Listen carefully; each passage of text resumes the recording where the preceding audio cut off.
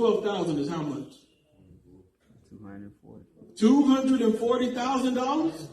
So that's $240,000 payment plus the $100,000 you saved in interest. The whole turnaround is $340,000, and that's just for a mortgage that's probably $200,000-$300,000. Imagine if you got a higher mortgage than that. Yeah. So if you can take that $340,000 and save it, what would you do with it? Options are limitless, right? But that's if you just took that money that you saved and did nothing with it. But what if you invested it? Yeah. Now you're talking about over $500,000. Do you understand why it's important to budget? Yeah. Because if you set up your budget right, then now you can start tackling some of this stuff. I'm not talking about hypothetical. I'm talking about things that I have done. Things that I do. And so stop overpaying financial institutions. They want your money. Even budget for taxes. Prepare for what you got to do for taxes. Because if you don't pay your budget for them, then the IRS is going to charge you interest. So they're going to make money off of you. Mm-hmm.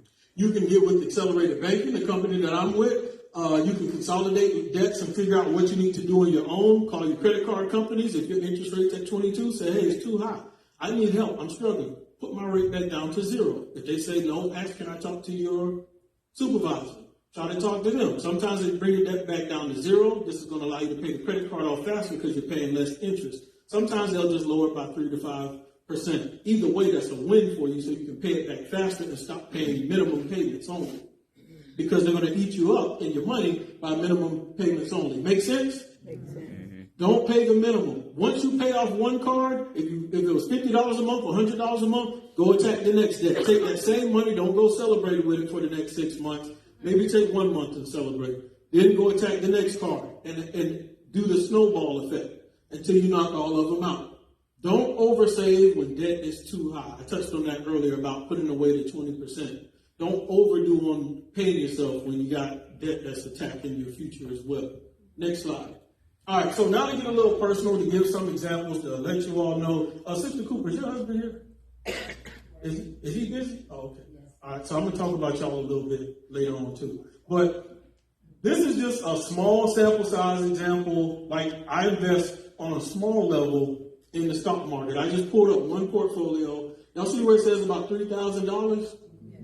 Do y'all see the green where it says $891.71? Mm-hmm. Right there. So out of that $3,000, almost $900 is profit. $900 is profit. So almost a third of what I made is what the market gave me. And all I did was go find a bunch of dividend stocks. Dividend stocks are stocks just like the stock market, whether it's Coca-Cola or wherever.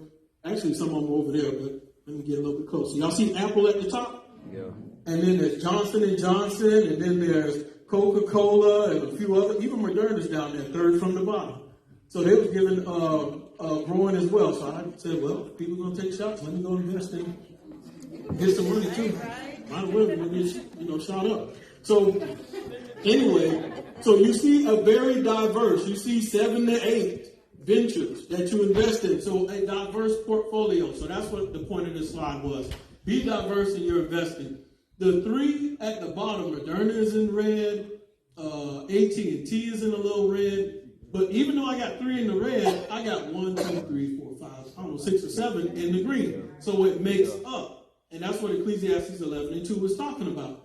And so these companies pay me, some of them give me extra money quarterly, some of them give me monthly. But my long-term goal with this is I just eventually wanted to build up to where my dividends every month equal about maybe $50 to $100 a month. Why is that? Because like when I get older, like my mortgage, I'm not going to have a mortgage payment because my mortgages are going to be paid off, right? Yeah. So, but I still need to pay like my electric bill every month or something. So this would just be something to pay the bills when I'm not clocking in. So I want to create this to grow to a certain point, so I have a plan with it. And all I do is put $25 a month in there, and I'm making money without thinking about it. Next slide. Now, benefits of real estate. Psalms 24:1 says, the earth is the Lord and the fullness thereof. That lets me know that God is in real estate. So I have a few real estate properties, and I wanted to show just a few because I know how young people are. Y'all don't want to talk to somebody that's doing hypotheticals. You want to talk to somebody who knows what they're doing and has experience. So if you look at that real estate property on the left, Do y'all see down here at the bottom where it says how much it was sold for and removed? 45,000. They said listing removed. That means somebody bought it. That somebody is me. I didn't want y'all stalking the tenants, so I took the address. Y'all know the other still. Anyway, so it's removed. I didn't buy it for 45. I actually bought it for 30,000. And so to be transparent, I got a good deal because the property was worth 50. And so I said, oh, I'm up 15,000. If nothing else happens, I can sell it. So whenever you buy something, never buy the retail price. Always negotiate.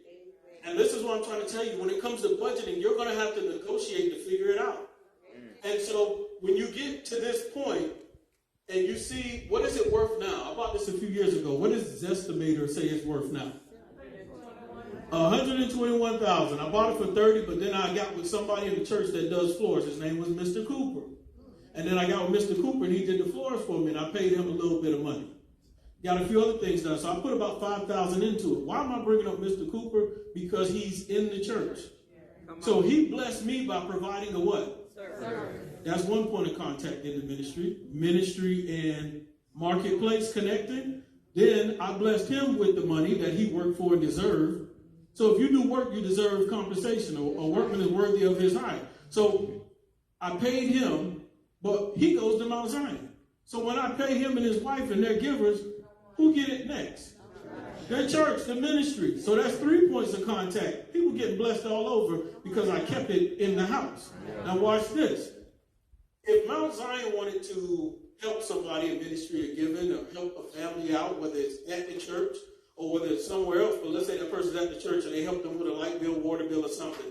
Now there's 4 points of contact with the same dollar. If that person even didn't go to Mount Zion, but now they start attending and they come back and give, now that's 5 points of contact and we keep it in the house. Make sense? All right. So there's a way to do ministry budget and it benefit everyone as well. So you're not just budgeting for yourself, you're budgeting for others. Another example, Elder Garrett, Pastor Garrett at the other church. He has a restaurant called Show Enough Smoking. His wife was just here, the first speaker. I had a tenant that couldn't pay rent. I said, Elder Garrett, y'all hiring? He said, yes. He hired the tenant. He came to me about 2 weeks ago and said, oh my goodness, man, you just brought me the best employee. I love her. I wish I had about the rest of my staff was like her. I looked, I said, no, you blessed me because he didn't know the situation. Do I need to count all the important contacts? So now Simon is getting his rent. And so now I can continue to bless others and he's blessing people. And so it went full circle. But that's working together in the ministry. Also, let's see here. When you look at this property, another one, they said it went off the listing for $70,000. But now it's worth $172. Now, sometimes Zillow's a little high, so let's say it's 160. Let's say it's 150. Am I still winning? Yeah. But I was only able to do this because years ago I started budgeting.